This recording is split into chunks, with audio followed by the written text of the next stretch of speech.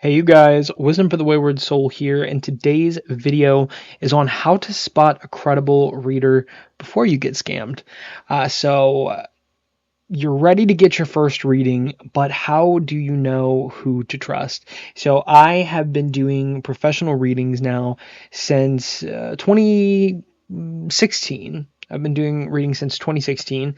And I have seen a lot from the community. I have had a lot of experience with my own readings and getting readings from others.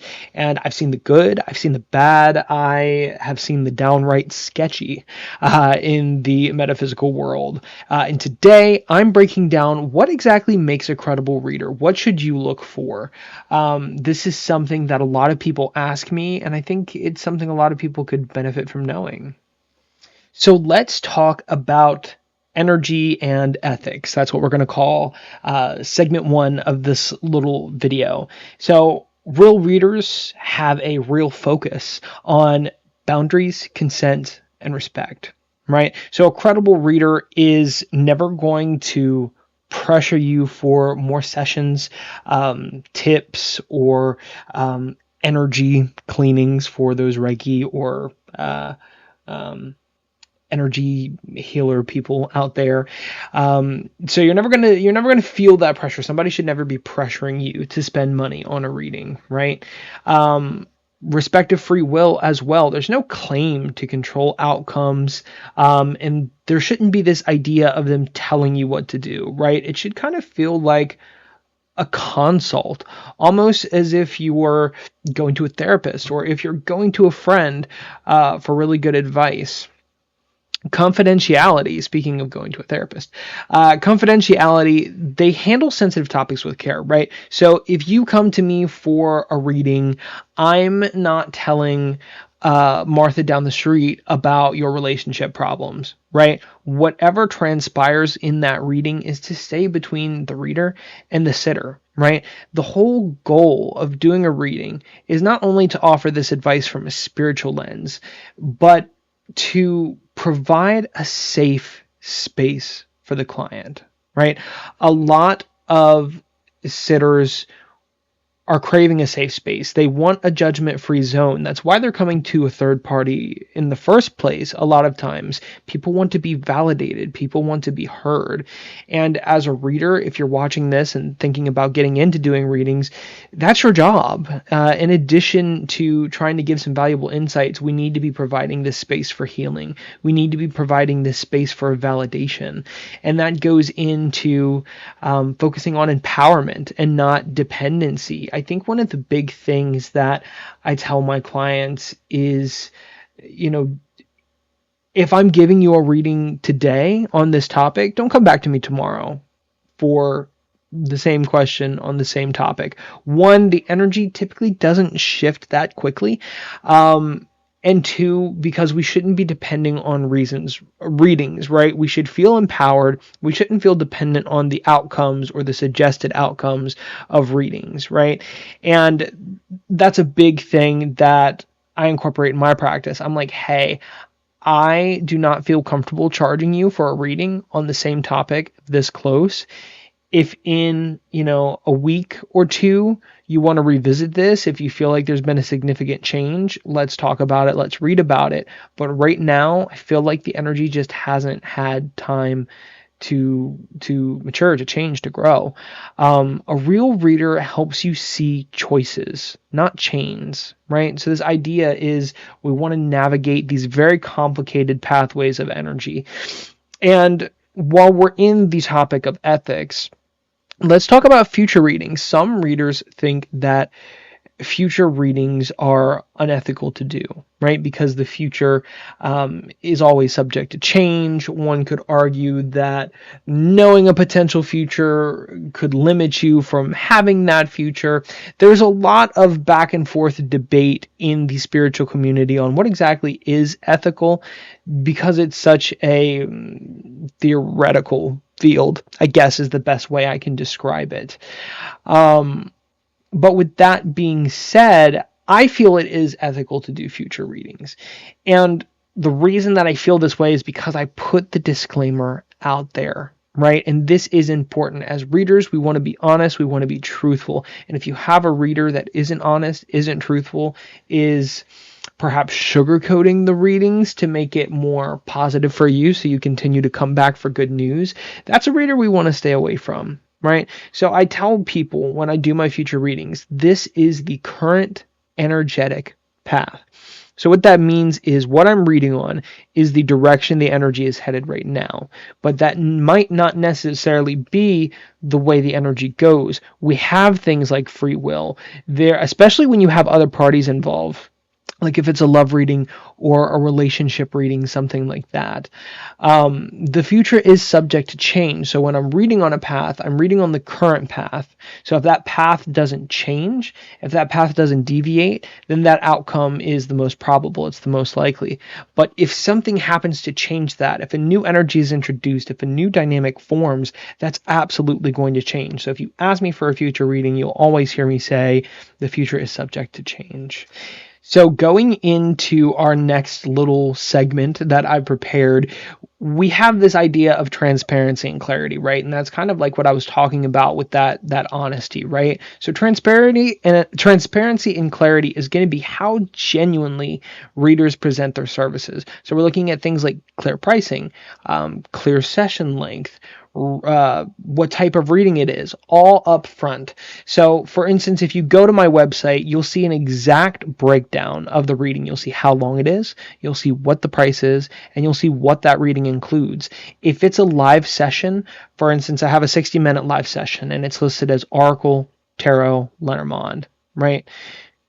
What it says in that description is, hey, you could use one of these systems, you could get all three of these systems, whatever the situation is, we're going to use the system that we feel is best to tackle that, right? So even though it gives a little bit more flexibility, it's not an exact description, it tells you the exact process of that reading, and it tells you that it's going to be chosen based off of what system is best going to fit your question, and that's kind of outlined within that description. So this idea of being well informed before we even purchase a reading. And I always encourage people to ask questions. I do a lot of education on my lives. I even tell people, hey, if you have questions on how I read cards, if you have questions on how the cards work, if you even have questions on how you can read cards, let me know. I'd love to talk about it. I'd love to educate you. And I find that readers that do a lot of education tend to be readers that are killing it in accuracy, because if you can teach it, you can for sure do it. Also, those vague, you're cursed readings don't jive well with me. I get that there are practitioners that work specifically with curses. There are practitioners that work, with hexes and things like that. And that's, I guess, getting a little out of my territory, so I won't comment a whole lot on that. But I can't stand the readings that are like, you're cursed, you need this amount of money to fix this, that'll be this ritual or something. I feel like it's kind of fear-mongery, and I don't like it, right? I think that, I don't know, I feel like maybe if there was a free consult involved, or something of that nature, but I don't like the idea of charging an exorbitant amount of money to fix something that hasn't necessarily been verified. And I do tend to see that quite a bit, and it always just kind of gives me the heebie-jeebies, when I see that on my For You page on TikTok, for example, or if I see it on YouTube, or anything like that. And then we get into, getting ahead of myself with my previous comments, the reader is going to explain their methods and tools. So like Tarot, Lenormand, astrology, runes, bones, they're going to give you a general rundown of what it is. Now, they might not get into the specifics of the discipline, but they'll tell you some general information without being gatekeepy, right? For instance, the Lenormand, I'm not going to teach somebody how to read the Lenormand in a live, right? That's what my private coaching is for. But I will tell people, hey, this is a French divination deck that is focused on pattern recognition. It's much different from the tarot and the oracle. it runs on a system of polarities. It's very good for describing the human experience. I'll tell somebody a bit about it. That way, if they are a reader, they're like, oh, hey, I haven't seen this system before, but I've read, and this sounds like something that might be interesting to me. And for people that aren't readers and are just looking for readings, it gives a lot more confidence when you can say, okay, I might not understand how to read these things, but at least I kind of know what I'm getting into, right? We want to create that comfort. We want to create that safe space, and that transparency and clarity goes into that. My last point as far as transparency, I cannot talk, you guys. Am I going to edit that out? Probably not. My last point in terms of transparency and clarity is they don't promise 100% accuracy, right? So readings need to be framed as guidance, not gospel. It's this idea that, hey, just because I say this is going to happen, that doesn't mean it's going to happen. And a lot of times you'll never really hear me say, oh, this is going to happen. You'll hear me say, I really feel strongly this is going to happen. Or, I feel this is going to happen and I feel like it might be within this time frame. But if someone claims they're always right, that's kind of your cue to run, right? Because there's always room for error. There's always room for misinterpretation of the cards. There's always room for paths to change in terms of future readings. There's always room in romance readings for the partner to perhaps change their course. For instance, if I tell somebody, hey, I don't see you guys getting back together unless this person changes their behavior, but right now it doesn't look like there's going to be any reconciliation, right? And you can see, even when I said that, I still left gaps. I just can't bring myself to say something with like 100% certainty.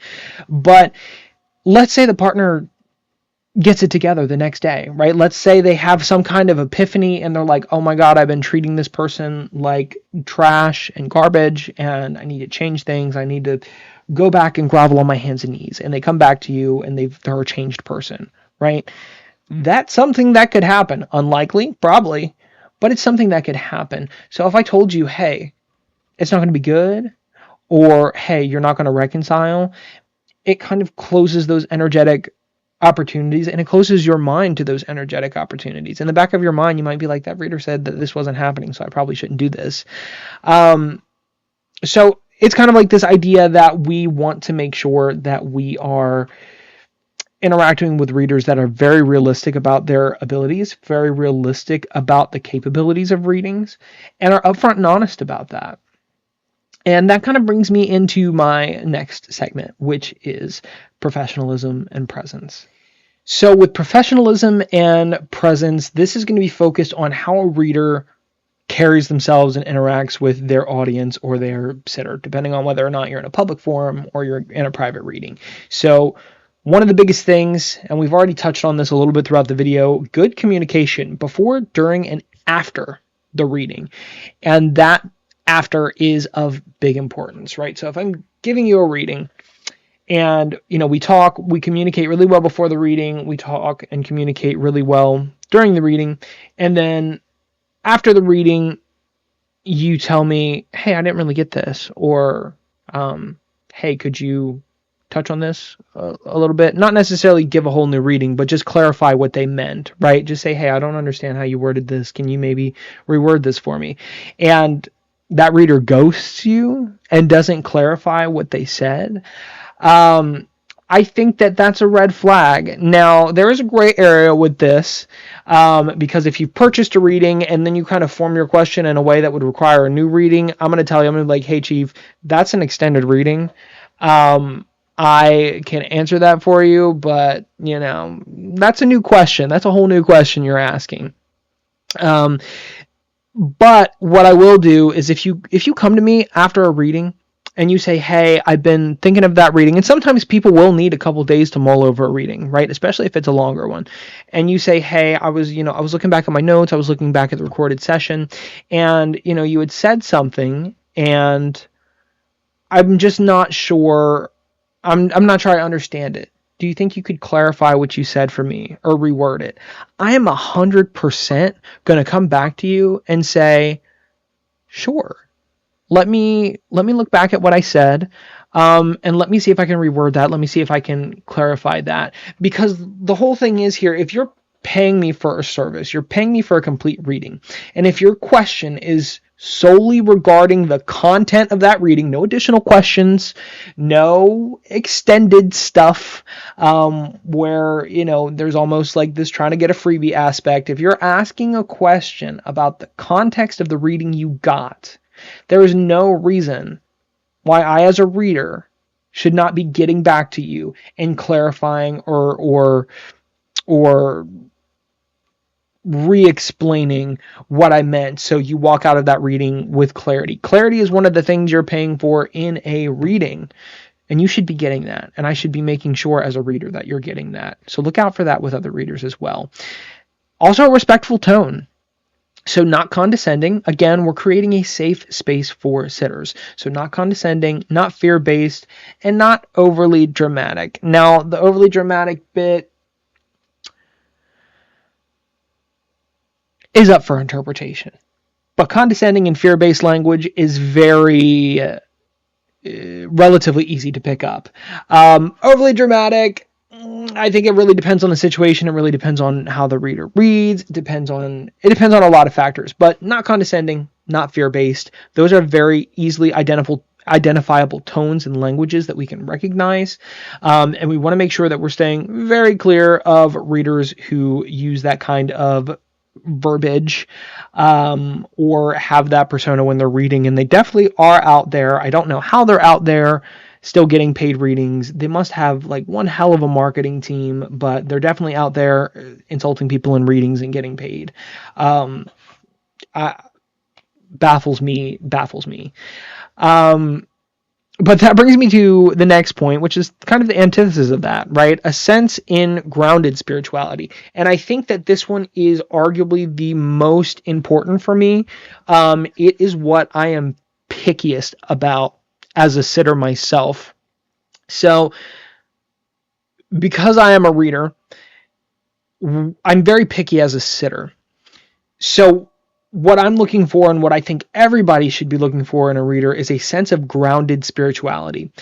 What I mean about that is, mystical. They can be mystical. They can have elements of mysticism, all that, I guess, what the public would call woo-woo type of stuff. But they should still also be relatable. They should still be very human.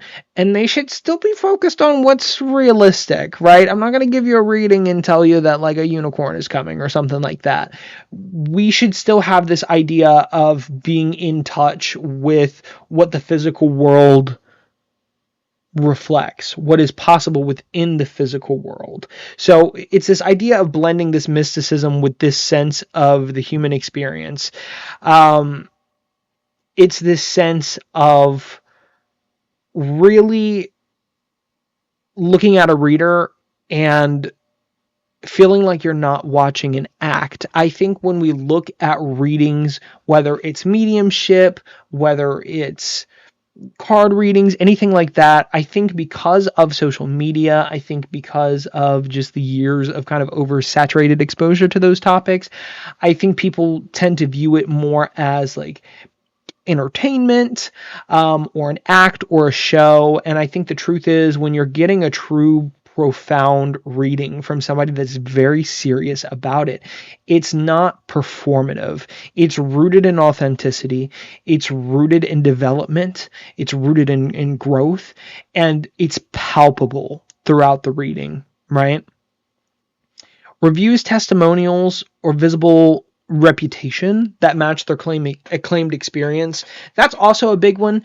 I will say that reviews and testimonials are important, but not as important as your own intuition, because I have met and been read by some incredible readers, far, far more skilled than very popular, well-known readers, in my opinion, that have gave me banging readings, but they're either just starting out, or they haven't had the chance to have much exposure, so they don't really have reviews or testimonials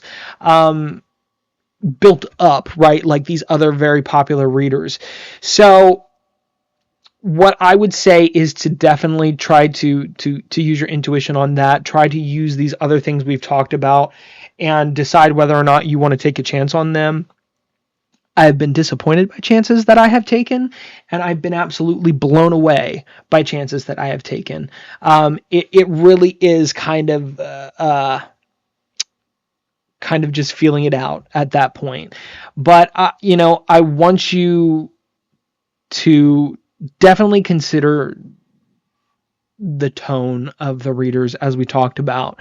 I say that you can feel the difference between someone reading for you and someone reading at you, right? So if we're reading for you, we're doing this in a very supportive manner. Even if it's something negative, we're framing this as something that can be learned from, something that can promote development. We're framing this as something that isn't meant to bring you down, right? But if we're reading at you, it's like, you need to do this or you didn't do that, so now this is happening and now you're sad because of this. It's just, it brings a different energy. It brings a very negative view of a reading, right? And we're trying to get that in a better light. We're trying to get readers out there in a better light, not just what Hollywood has shown. And we want to go towards readers that have positive qualities, and we want to stay away from readers that have negative qualities. And that goes into my next segment, which is the crimson red flags. So you have found a reader, you're watching them read. Let's talk about red flags. Manipulation tactics are big. Fear-based readings, biggest red flag for me. The whole you're cursed, the whole your loved one is angry with you, the whole you're hexed and only I can fix it. Any of those things that back you into a corner or make you feel like you have to buy something from them, or you are fated to suffer without something that they can offer, whether that's insights or whether that's a candle burning or an oil or a spell or what have you. And that kind of goes in with this idea of like hidden upsells, like, oh, you need this candle to clear your energy. You don't need anything to clear your energy. You can, in fact, clear your own energy. And there is a lot of people that do free education on this. Again, take that with a grain of salt. But it's this idea that you don't need to really buy any of these, right? It's this idea that we might want to hear it from somebody else, or we don't want to put in the effort of learning that, or we're scared to learn that. But I always tell people, you don't need me to read on this. You can always do the intuitive work yourself. You can always meditate. You can always do this or that. Anybody can read. I'm just somebody that does it professionally, right? I'm somebody that flexes that intuitive muscle often. But it's a skill. You can build it. You can absolutely build it. Emotional hooks. So the emotional hooks are a little bit of a gray area with red flags. So I think like a video hook is okay. Like an attention grabby hook is okay. But I hate hooks that are like, you'll lose your soulmate unless, or this person is going to leave you unless, or unless you claim this energy or do this reading, this bad thing's going to happen to you, right? This idea of backing you into a corner. I think that's a big red flag. Refund policies. I'm looking at this from questions that have been asked of me. So I'm kind of like talking about these questions as I'm, rereading them and going through them. As far as refund policies go, I don't necessarily think a no refund policy is a red flag. Um, I certainly think being blocked by a reader is maybe a flag, unless it's, kind of on your end. Like, you shouldn't get a reading and then be super duper confused and then the reader blocks you, right? If you haven't done anything wrong, you shouldn't be blocked. That's where I'll leave that. No refund policy. I think that's really up to the reader. I think if the reader has taken the time to give you a reading, for instance, a live video session, they can't really get that time back. So I'm not going to say that it's a red flag, but if they have a no refund policy, ensure that it is a reader that you trust, maybe a reader that you've seen read before on a public forum. That way you're comfortable going in. For instance, I have a no refund policy, right? Unless the session is canceled. If the session is canceled, absolutely you get your money refunded. But if I've read for you and I've taken the time, I do have a no refund policy. So I think that it really is dependent on the reader and the other qualities that you may or may not see when you're kind of deciding if that no refund policy is a red flag. So just to kind of summarize red flags, I think we can just loop it all up into this nice little statement of real guidance doesn't rely on fear, right? It relies on honesty and authenticity. But that brings me into green flags. I love talking about my green flags because I know so many readers that are just fantastic. So these are some of the things you want to look for, right? So they encourage intuition and self-reflection. And this is a big one because people really need time to digest a reading. And it's very important to also remind that person, take what resonates, right? We want to make sure that our sitters, who would be you, feel empowered by the reading. We want to make sure that our sitters feel safe, that they feel like they got real, tangible, solid advice. And that's what this is all about, right? It's giving people utility and the ability to create change in their lives where they may not have had it before, or it may not have been so easily accessible. And that is one of the most magical things about being a reader, is watching these people go through these cycles of growth, especially if you give someone a reading and they're in a very, I'll say, dark, energetic space, for lack of better wording, and then they come back maybe a few months later and they've just blossomed into this being of beautiful energy, right? So it's always good to see that growth over time. I love my repeat clients because I love to watch the growth. As a reader, I am just as invested in your energy and just as on your side as you are. Context and symbolism is something that readers will give rather than absolutes, which is a huge green flag, right? So when I'm giving a reading, I want to give you context. I want to give you something that is verifiable, something that resonates. I want to give you symbolism that supports my interpretation. And that's a big reason why I use cards as my primary modality. And when I am teaching my students, and you can ask any student that I have ever taught how to read cards, I tell my students, you are the reader, you are the channel. These cards are not for you. They're for your sitter. We pull cards for the sitter. I'm already channeling that energy. I'm already getting those intuitive messages, but I need something that you can see, especially if my sitter is not spiritually inclined, right? And what I mean by that is they are not a frequent, they don't use their intuition every day, right? They're not into spirituality. They don't do readings. They don't really have any experience. Maybe they're just curious. Those physical cards are going to give somebody some type of symbolism, something they can relate to, something that they can put in their mind that allows them to, at the very least, empathize with the energy that I'm feeling.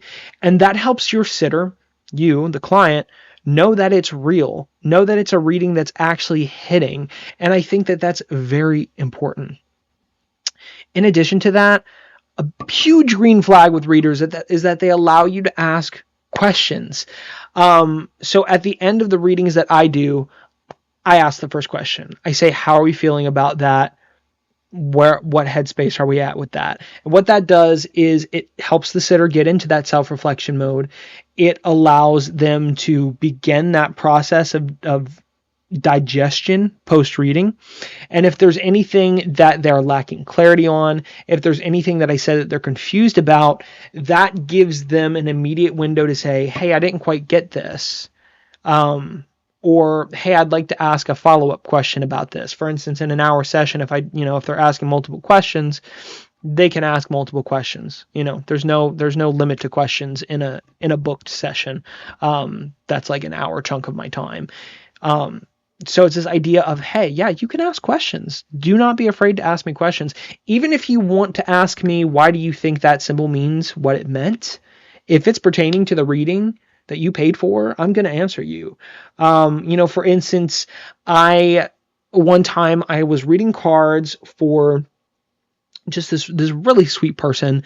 And I was talking about freedom and the idea of self-love. And I was talking about this dove in the specific card that I was reading.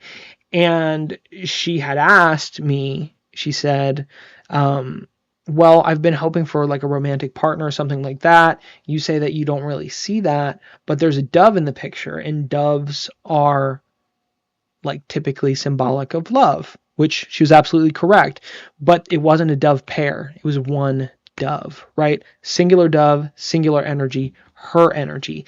And when I explained just how the number of the doves, I don't know, singular dove, how the singular dove affected the reading and how that sort of changed the interpretation, she was like, oh my gosh, that makes so much sense, right? So we want to make sure that the sitter walks out feeling as confident in receiving the reading as we did giving it.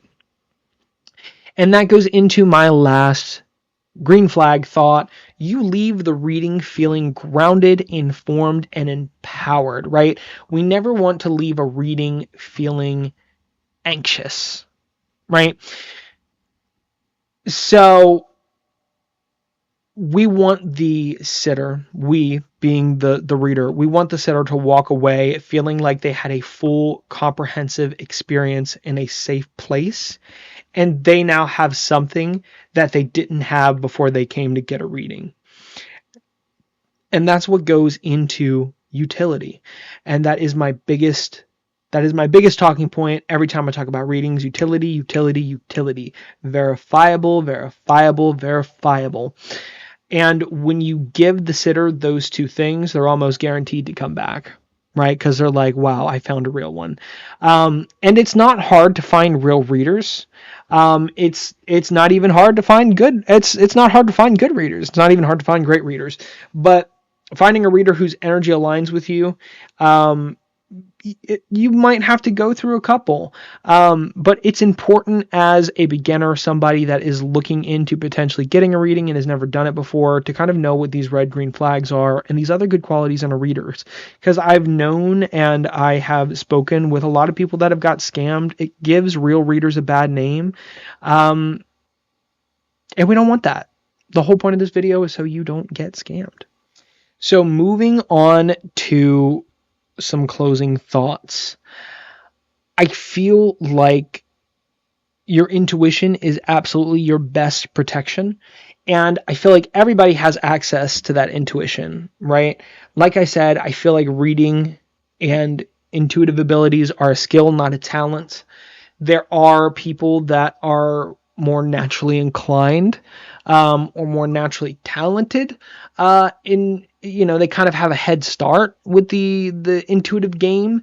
But at the end of the day, it's a skill and it can be developed. And no amount of talent is going to make up for skill and focus and devotion.